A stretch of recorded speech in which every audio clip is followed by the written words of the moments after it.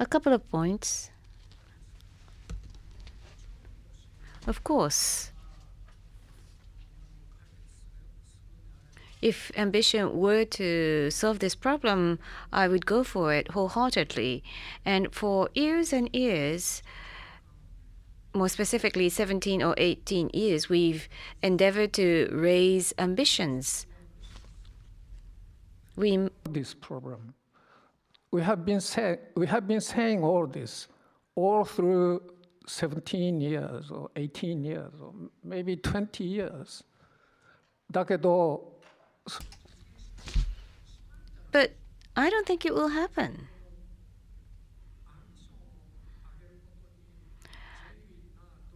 Genuine efforts, I think all countries have made genuine efforts and have tried to raise ambition. I truly believe that, but at the same time, my ambition, my efforts, my endeavors, with the actions that were being taken by other countries. So there is always these comparative problems. ですから、それから。And of course, the seriousness of government commitments. And I think we should place priority on the level of seriousness of commitment of the government. And we should believe in that. At least if the Japanese government says that this is our commitment, I would like to believe that. But would they last for a long period of time? I think we need to be practical there, realists.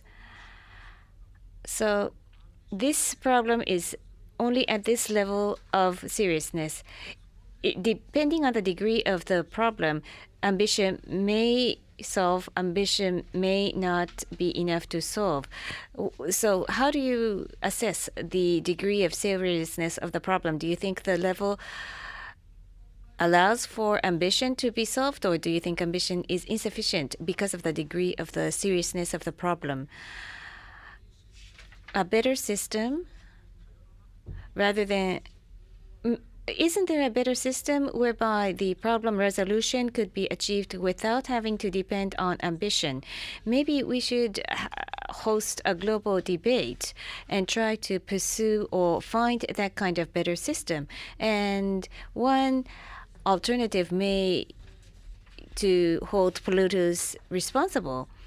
And if we are to have the polluters be held responsible, that would lead to emergence of completely new set of problems because it's a completely new concept.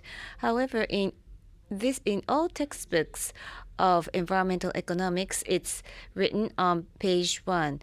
What is written on the textbooks of environmental economics on page 1? To solve these environmental problems, the least expensive alternative is to make the polluters pay and to have them pay the cost. That's written on all textbooks. So that problem will surely lead to a few issues, but those issues included, we should hold polluters responsible, and that is probably the only long-living system that will solve the problem. That's my view, and I'm sure there are others who would subscribe to such a view.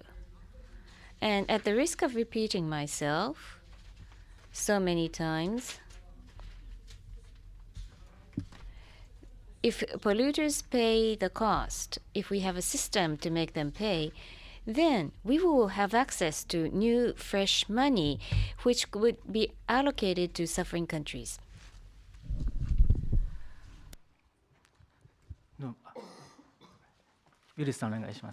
Mr. Wills. Thank you. This is the problem of working with Ambassador Nishimura. He changes the game. Proposing to change the game. But to some extent, I agree with what Ambassador Nishimura is saying. And I think sometimes part of our problem is that we're focusing on only one ambition, and that's emission reduction ambition. There are many other ambitions that need to be balanced and part of the system, including the ambition related to adaptation, the ambition levels of technology transfer and development, the ambition levels of finance, and so I think that we need, if we're talking ambition, we need a broader conception of ambition, and that broader conception of what ambition means may lead us to this new paradigm that Yoshi is talking about, where one possible approach might be, let's make all the polluters pay. The problem is that some of those polluters are very poor and vulnerable. So then we into exemptions and where do you draw the line, what kind of criteria do you use, and you very quickly fall into the same debates that we have in the existing system. So yes, I agree that there's creativity and innovation required if we're going to build a fair and inclusive and participatory future where we can meet the demands of what the science says that we need to meet. Thank you. どうもありがとうございます。もう少しお二人。Thank you very much. I do feel that I would like to listen longer to the debate by these two gentlemen, but we need to continue our discussion. So we need to go into the security issues as well. The climate security question. How will this be important? Then what is the role in our debate? Already Mr. Asan from Bangladesh, as well as Mr. Hart from Barbados, have already mentioned that both of their countries are being threatened by the impact of the climate change. But in the interest of time, for the climate security question, if there are any voluntary comments, if there are any additional comments that anyone would like to make from the panelists, I would like to hear those views. And already in advance, for the audience, we have been given some written questions. So I would like to introduce those written questions, several of them. So in relation to the national climate security, perhaps you will be able to give us your answer from the panelists. So if I may raise the questions from the floor. One question to do with the national climate security is, for example, like Tuvalu, those island countries may submerge because of the rise in sea levels. To what extent are there any relationship with the climate change, any significant relationship with the climate change? Now, if this is true, perhaps monetary compensation may have to be discussed. So that is one question being raised. Another question is, this is something specific to Japan. As you may know, for the second commitment period under Kyoto Protocol, Japan has already announced that she will not participate. But going forward, for the second commitment period, if Japan returns, what may be the reaction of the international community if Japan decides eventually that Japan will be returning to the second commitment period? What may be the reaction of the international community? Now, another question.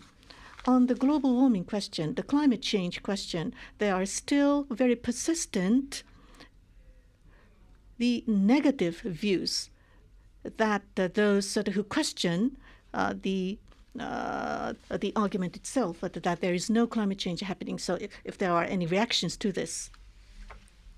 And lastly, for international negotiation, it would become even more complicated going forward. So for the research institutions, be it universities and think tanks, what are the role to be expected of the research institutions? What areas and fields should be covered in their research and development going forward? For the last question, of course, IGES is one research institution, so we do appreciate if there would be any comments and suggestions from the panelists. So please, anybody? Ambassador Nishimura? Now on the skepticism over the climate change issue. To try to give in one word the long story, the most strong vaccine against the skepticism, to counter the skepticism, the strongest remedy to that would be, as quickly as possible, in a simple way,